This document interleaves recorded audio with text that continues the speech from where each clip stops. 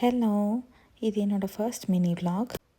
Mushroom வச்சு ஒரு ஈஸியான ரெசிபி எப்படி பண்ணலான்னு பார்க்கலாம். ஃபஸ்ட்டு சப்பாத்தி மாவு பிசைஞ்சு வச்சுட்டேன்.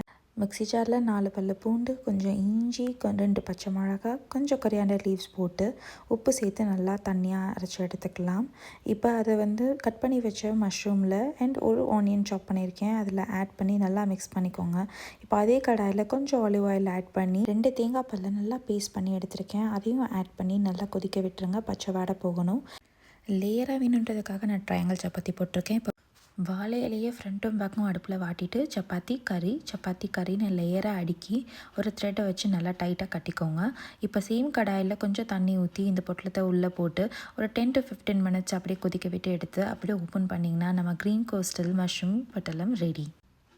என்னோடய இன்ட்ரடக்ஷன் வீடியோக்கு நீங்கள் காட்டின லவ் அண்ட் சப்போர்ட்க்கு ரொம்ப நன்றி. உங்களுக்கு இந்த வீடியோ பிடிச்சிருந்துச்சுன்னா லைக் பண்ணுங்கள், ஷேர் பண்ணுங்கள், சப்ஸ்கிரைப் பண்ணுங்கள். பாய்.